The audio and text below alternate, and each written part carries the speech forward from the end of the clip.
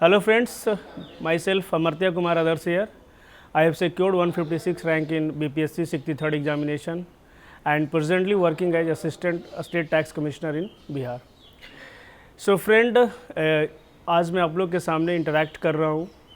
Topic है कि BPSC की प्रिपरेशन जो है मेंस आने वाली जो है अगस्त के फर्स्ट वीक में जैसा बीपीएससी ने अपना नोटिस निकाला है, तो आप किस तरह से जो है बीपीएससी मेंस को जो है बचे हुए 1 महीनों के अंदर जो है आप अच्छे से क्वालिफाई कर सकें, एज वेल एज जो है आपकी स्ट्रैटेजी क्या होनी चाहिए, इंपॉर्टेंट टॉपिक्स क्या है इस बार के एग्ज़ाम के पॉइंट ऑफ व्यू से, और आप आंसर को कैसे लिखें. ये वीडियो जो है मैं दिल्ली नॉलेज ट्रैक के माध्यम से आप लोग के साथ शेयर कर रहा हूँ, इंटरेक्ट कर रहा हूँ. एंड आप मुझे जो है पर्सनली अगर मैसेज करना चाहते हैं तो AD Adarsh मैसेंजर पे आप कर सकते हैं, as well as amartya.at@gmail.com amartya.at@gmail.com पे आप जो है अपने मेंस रिलेटेड क्वेरी को आप पोस्ट कर सकते हैं. लेकिन अब जब तक आप पूरे लेक्चर को सुन पाएंगे, आप पूरे लेक्चर को सुनने के बाद मुझे ऐसा नहीं लगता कि आपको कोई डाउट रहने की संभावना, बिकॉज मैं एवरी प्रोस्पेक्ट जो है बीपीएससी मेंस एग्जामिनेशन का जो है कवर करूंगा इस लेक्चर में. तो स्टार्ट करते हैं. आज सबसे पहले लेक्चर में हम बात करेंगे कि बचे हुए 1 मंथ में 4 वीक्स आपके पास स्टिल आपके पास है और आप किस तरह से जो है इसका यूटिलाइज करेंगे. इम्पॉर्टेंट बात करें तो गोल्डन प्रिंसिपल क्या है, golden principle mains examination clear करने के क्या है. तो सबसे पहला यही है कि labour is the source of every blessing. If you are believe in karma, believe in work, definitely you will clear the mains examination.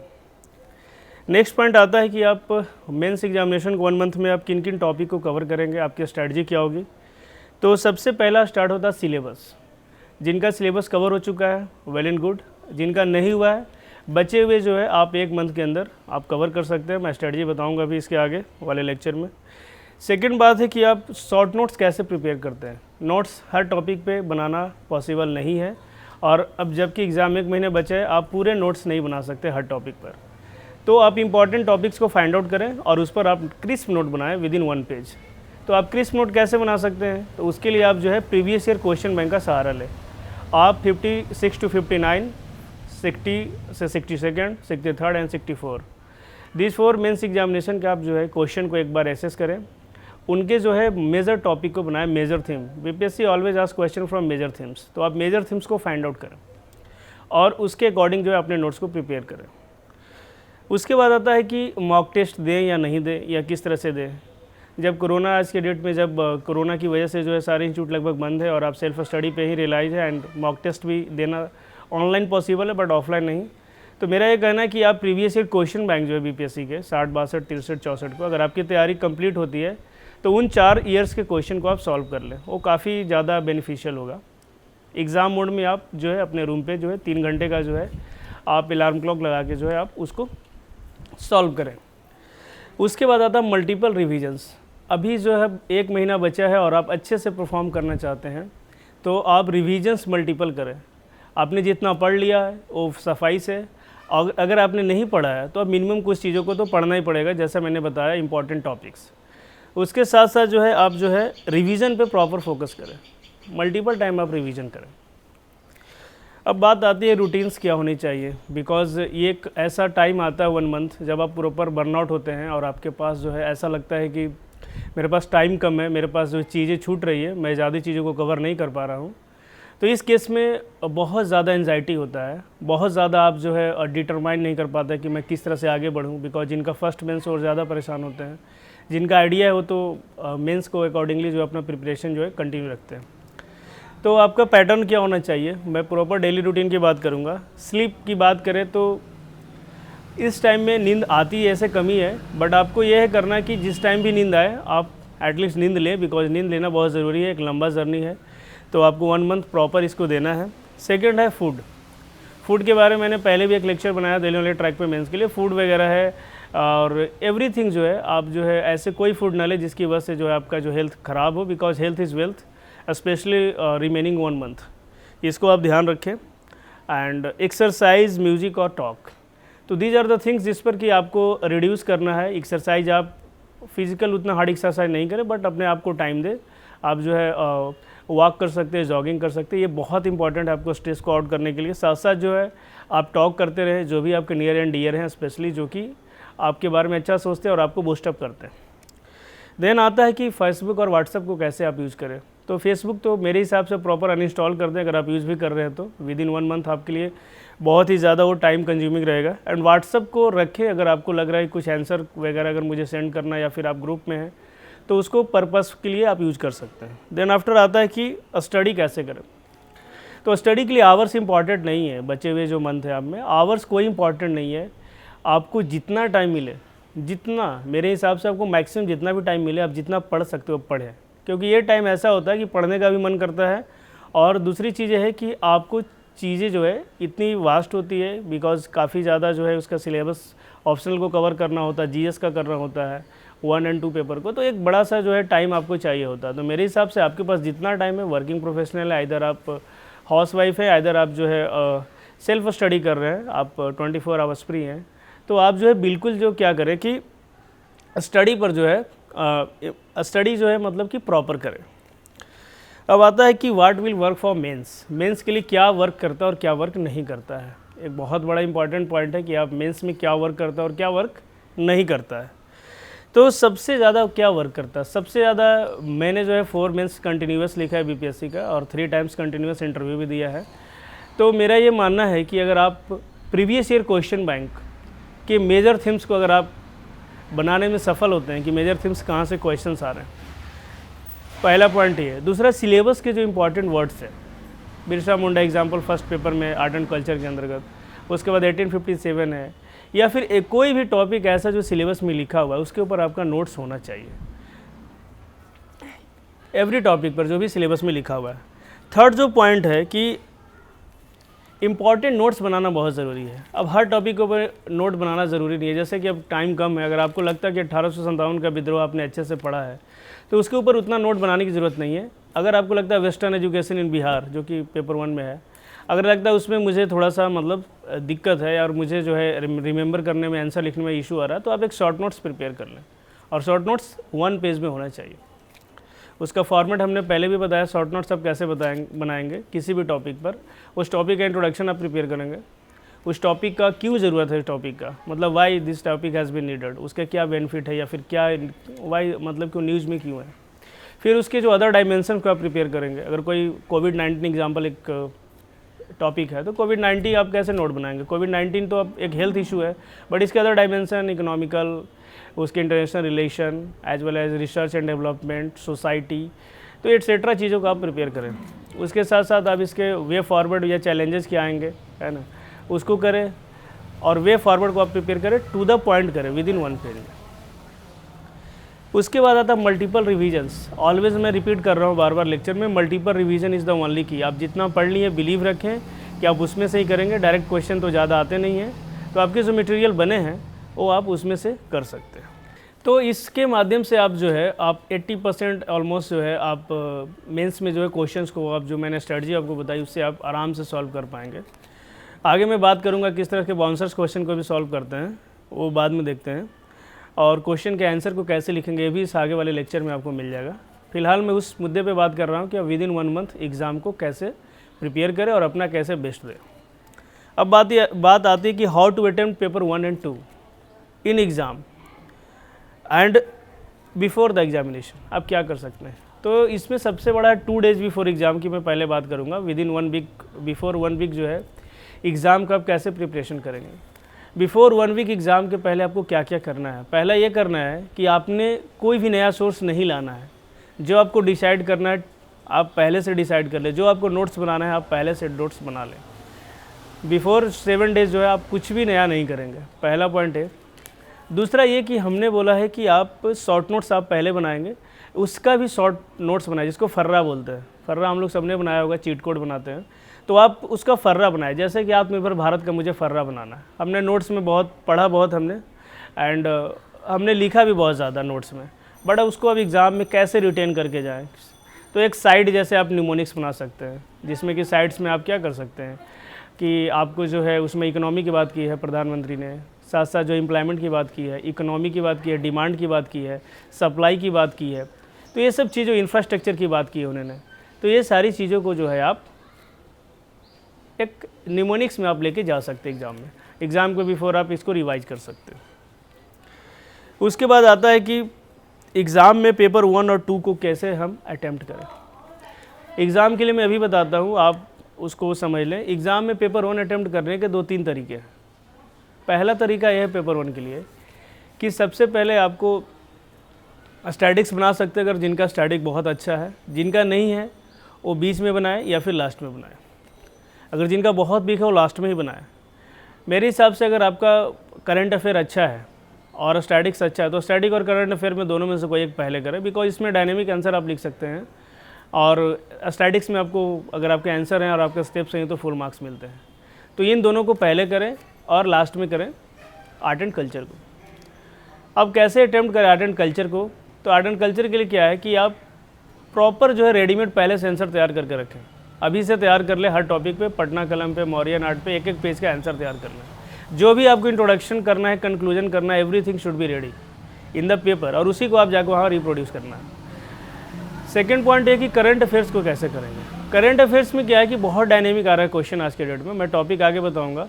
तो उसके लिए क्या कर सकते हैं, अगर करंट अफेयर्स आपको मतलब टफ लग रहा है तो आप एक काम कर सकते हैं, पहले स्टैट को बना लें। करंट अफेयर में आप क्या क्या करेंगे? करंट अफेयर में एक करेंगे आप कि आप जो है डायग्राम एंड फ्लोचार्ट का ज़रूर यूज़ करेंगे, बिकॉज क्वेश्चन ऐसे आता है, इंटरनेशनल रिलेशन टाइप के क्वेश्चन आते हैं या रिपोर्ट्स वगैरह आती है तो आप यूज कर सकते हैं। दूसरा क्या है कि मल्टीपल एंगल लिखना बहुत ज़रूरी है करंट अफेयर्स में। थर्ड पॉइंट है कि आप फैक्ट जो लिख रहे हैं बहुत ज़्यादा लिखने की ज़रूरत नहीं, लेकिन जो इंपॉर्टेंट बात है उसको लिखना ज़रूरी है। सपोज दैट अगर आज मैं बात इंडिया और नेपाल की बात करें या इंडिया चाइना की बात करें तो जो इम्पॉर्टेंट क्रक्स रीजन है, दोनों के बीच जो इम्पॉर्टेंट कॉन्फ्लिक्ट एरिया है जो उसको लिखना बहुत ज़रूरी है। LAC हो गया, गलवान वैली हमने जैसा एपिसोड देखा। फिर उसके बाद जो मैन्युफैक्चरिंग जिसको बोल सकते हैं कि स्वदेशी की बात चल रही है।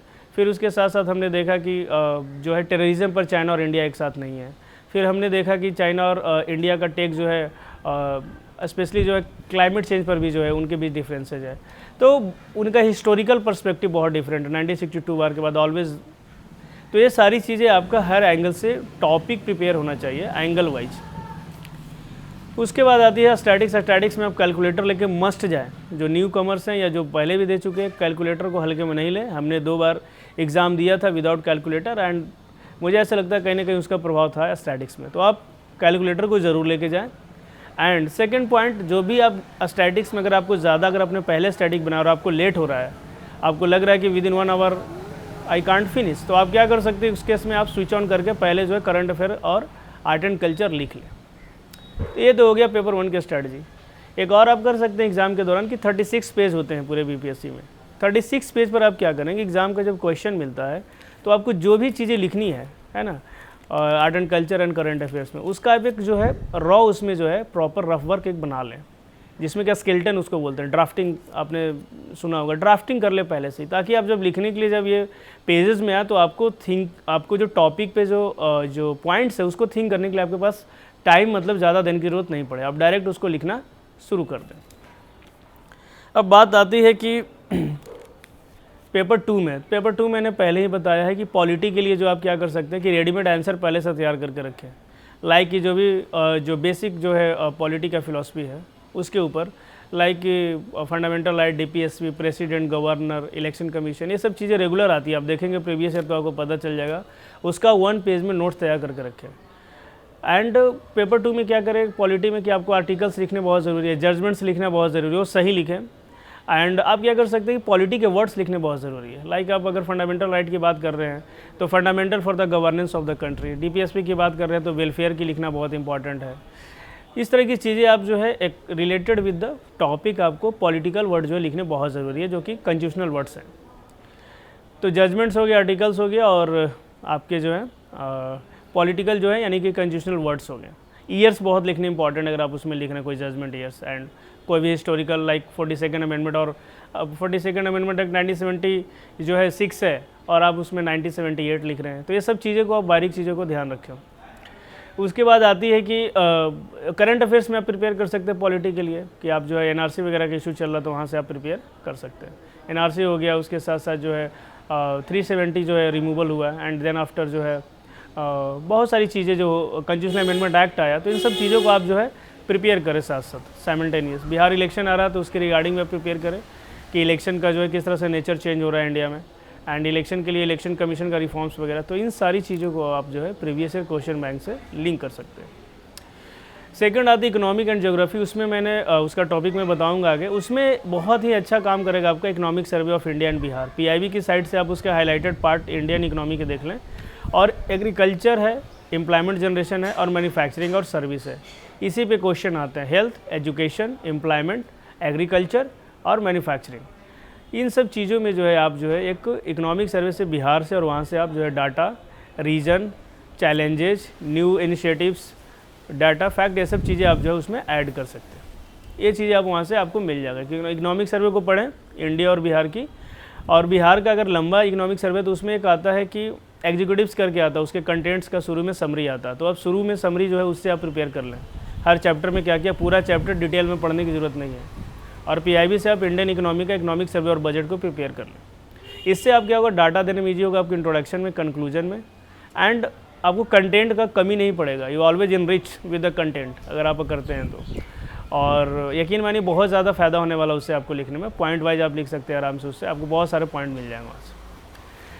उसके बाद आती है साइंस एंड टेक्नोलॉजी का। तो साइंस एंड टेक्नोलॉजी में मैं यही कहूँगा, प्रीवियस ईयर क्वेश्चन बैंक को प्रॉपर प्रिपेयर कर ले, और कुछ टॉपिक मैं बताऊँगा आगे, जो टॉपिक सेक्शन है उसमें आप वहाँ से टॉपिक प्रिपेयर कर लें। तो इससे यही है कि आपको सिंपल इंटरनेट की मदद से और प्रीवियस ईयर क्वेश्चन बैंक के जो भी टॉपिक हैं साइंस एंड टेक, उसको बार बार रिवाइज करें। मैक्सिमम टाइम जो क्वेश्चन रिपीट होते हैं या उसका एंगल सिर्फ चेंज किया हुआ रहता है। तो ये तो पेपर 2 की स्ट्रैटेजी है। यहाँ भी वही काम करें, 36 पेज में आप ब्लूप्रिंट बना लें कि आप 12 क्वेश्चन में जो है शुरू में क्या करेंगे। आपको जब पेपर मिले तो 10 मिनट उसको टाइम दे कि आप जो है कौन कौन क्वेश्चन को अटैम्प्ट करेंगे। 12 में से 8 क्वेश्चन अटैम्प्ट करना होता है, और आप जो उन 8 क्वेश्चनों को जो है पहले स्केलेटन प्रिपेयर कर ले, और उसके बाद आप सीधा जो यहाँ लिखना शुरू करें। लास्ट में इस टॉपिक के जो है 2-3 पॉइंट है जो बच गए हैं, जो कि 1 मंथ में आप और क्या कर सकते हैं। तो आप मिथ और ह्यूमर्स बहुत ज़्यादा मार्केट में रहता है, हम सभी जो उससे इफेक्टेड होते हैं, बिकॉज हम लोग सब जब प्रिपेयर करते हैं तो बहुत सारे सवाल होते हैं माइंड में। तो रूमर्स क्या उठता है उसके बारे में पहले बात करते हैं। रूमर से कैसे कंटेन करना। पहला कि 1 मंथ में एग्ज़ाम नहीं निकाला जा सकता है। इट इज़ टोटली, मतलब कि ऐसा बिल्कुल नहीं है कि आप अगर साल भर थोड़ा थोड़ा भी पढ़ रहे हैं और लास्ट मंथ में अगर आपने देखा होगा कि 100 मीटर की रेस होती है, तो 100 मीटर की रेस टाइप अगर आपने जंप किया है विदिन 1 मंथ, और जो चीज़ें करनी चाहिए एग्ज़ाम निकालने के लिए, घंटे से एग्ज़ाम नहीं निकलता। एग्ज़ाम निकालने के लिए कुछ बेसिक ट्रेट है, जैसे मैंने ऑलवेज बताया, short notes, previous year question bank, multiple revision, answer writing. तो इन सब चीज़ों को अगर आप 1 मंथ में भी कर पाते हैं तो definitely you will get the birth. उसके बाद आता है कि ऑप्शनल के बारे में बहुत चलता है मार्केट में कि ये ऑप्शनल वर्क करता है नहीं करता है। अब तो आप कुछ कर नहीं सकते, आपने ऑप्शनल ले लिया है और आपके पास 1 मंथ बचा है, तो आप जो कर सकते हैं कीजिए। और एक चीज़ याद रखिए, ऑप्शनल के लिए नया किताब मत पढ़िए कुछ भी। सीधा अगर आप किसी के पास कुछ भी नहीं पढ़ा, इवन ABCD भी उसके बारे में नहीं पता है, तो आप कुछ नहीं करें, प्रीवियस ईयर क्वेश्चन बैंक के क्वेश्चन को सॉल्व कर लीजिए। That is enough within 1 month के लिए। अभी आप वही कर सकते हैं। उसके बाद है कि मार्केट में डेट एग्ज़ाम का बढ़ेगा कि नहीं बढ़ेगा कोरोना वायरस की वजह से। ये सब चीज़ें जो है, जो एग्ज़ाम निकालने वाले हैं, जो स्टूडेंट सीरियसली प्रिपेयर कर रहे हैं, उनके लिए कोई मैटर नहीं करता, because in future you are going to become a civil servant. तो इस तरह की सिचुएशन में आपको परफॉर्म करना है। तो अब कमीशन अगर चाहती है कि अगर एग्ज़ाम इस टाइम पर हो सकता है, दे विल ऑर्गेनाइज द मतलब कि जो भी आपके अरेंजमेंट आपके एग्ज़ाम के लिए अगर कर रहे हैं, तो आप भी एफर्ट करें और किसी भी तरह से जो है एग्ज़ाम को छोड़े नहीं, एग्ज़ाम को दें। एग्ज़ाम के बारे में ऑलवेज पॉजिटिव रहे, बिकॉज ये आपके लिए लाइफ का एक बड़ा पार्ट है कि आपका मेंस एग्ज़ाम हो रहा है। तो एकदम बिल्कुल उसके बारे में सोचना ही नहीं है कि कब एग्ज़ाम होगा नहीं होगा। और ऑफिशियल नोटिफिकेशन को आप विजिट करते रहें साइट पर, और अगर वो उसमें जो भी डेट लिख रहा है दैट इज़ फाइनल, और उसी के हिसाब से प्रिपरेशन करें। अगर उसमें चेंजेज होगा तो आपको बताया जाएगा। इसके लिए उस मैटर पे आप ज़्यादा सोच के अपने प्रिपरेशन को ख़राब नहीं करें। क्यों? क्योंकि अगर आप ऐसा करेंगे तो दूसरे बंदे जो हैं आपका इस जो वीकनेस है उसका फ़ायदा उठाएंगे, because they are seriously preparing for this examination. तो इस बात का हमेशा ध्यान रखें। चौथा कि मीडियम का फ़र्क पड़ता है, इंग्लिश या हिंदी। मीडियम का फ़र्क डेफिनेटली कहीं कहीं पे ऑप्शनल में, कहीं कहीं पे कुछ चीज़ों पे पड़ता है, बट इसका मैटर ये नहीं है कि हर ऑप्शनल और हर मीडियम से सिलेक्शन होता है। उसके बाद कि हमने कोई आंसर लिखा नहीं है, हमने बहुत ज़्यादा पढ़ा नहीं है, तो मैं वंस अगेन रिपीट कर रहा हूँ कि मेंस के लिए स्पेशली ज़्यादा पढ़ने से मेंस एग्जामिनेशन क्लियर नहीं होता, या फिर ज़्यादा लिखने से भी नहीं होता। अगर आपको लगता है कि आप अच्छे लिख लेते हैं, 2-4 मॉक देने के बाद भी आपको लग रहा है कि you are very much confident कि मैं लिखता हूँ अच्छा, and people will review them कि आप अच्छा लिख रहे हैं, तो आप उसको मान सकते हैं, आप कैरी ऑन कर सकते हैं। कहने का मतलब कि आपको सेटिस्फैक्शन जब आ जाए कि मेरी प्रिपरेशन से मैं उन चीज़ों को प्रोड्यूस कर सकता हूँ एग्ज़ाम में, तो उतना सफिशिएंट है। और डोंट और डूज़ में यही है कि वीक 1, 2, 3, 4 में अगर हम बात करें कि अगर आप बिल्कुल कोई आज ही स्टार्ट करना चाहता है आफ्टर लेक्चर, या फिर अभी सोच रहा है उसको अभी टाइम मिला है ड्यू टू जॉब या due to any circumstance in their life, तब भी काम हो सकता है। वीक 1 में आप क्या करेंगे, कुछ नहीं करें, सिलेबस को कवर कर लें, सिर्फ उसके गूगल सर्च करें या फिर उसके टॉपिक को कहीं से पढ़ लें। अगर सिलेबस में लिखा है ग्लोबलाइजेशन को आप पढ़ लें बस। वीक 2 में आप क्या करेंगे, पूरा सिलेबस आप ख़त्म कर लें, बिकॉज आपको पढ़ना पड़ेगा। आप किसी तरह से कवर करें, रात दिन जग के करें, बट आप कवर करें, है ना। वीक 1 में आप सिलेबस को कवर करें। वीक 2 में आप क्या कर सकते हैं, जो न्यू कमर्स हैं, जो अभी 1 महीने में कर सकते हैं, करना चाहते हैं, वीक 2 में आप इंपॉर्टेंट क्वेश्चन को आप रीड आउट कीजिए कि जो सिलेबस, जो प्रीवियस ईयर क्वेश्चन में आ रखे हैं, उनको क्या कीजिए कि उन पर आप जो है शॉर्ट नोट्स बना लीजिए वीक 2 में। वीक 3 में आप क्या कर सकते हैं कि रिवीजन कर सकते हैं अच्छे तरीके से, और कुछ कुछ क्वेश्चन के आंसर लिखना शुरू करें जो प्रीवियस ईयर में पूछे गए। और वीक 4 में आप इनको समराइज़ कर सकते हैं। तो मुझे ऐसा नहीं लगता कि वीक 1 मंथ जो है कि सफिशिएंट नहीं है। 1 मंथ अगर आप ये सोच के चलेंगे कि सफिशिएंट नहीं है, तो फिर तो आप एग्ज़ाम से अभी बाहर हैं। तो ये अपने आप को बिलीफ देना है कि मैं इस एग्ज़ाम को 1 महीने में निकाल सकता हूँ। एंड मुझे लगता है कि 1 मंथ में जो हो सकता है और जो मेंस के नुआंसेस हैं मैंने कवर किया है। एंड डेफिनेटली जो है आप हमसे कांटेक्ट कर सकते हैं on email ID and my messenger ad others पे। एंड आई होप सो कि ये एडवाइस या ये जो गाइडेंस है जो मेरा जर्नी का रहा है, it will help you. And best of luck for all of you those are listening this videos. And very thanks to all of you. And be prepare hard, because hard work का कोई भी जो है उसका जिसको बोल सकते हैं कि उसका रिप्लेसमेंट नहीं है। और 1 मंथ में तो यही आपको करना है, हार्डवर्क करें, हेल्थ का ध्यान रखें, believe in God, everything will fine sooner और लेटर। Thanks a lot.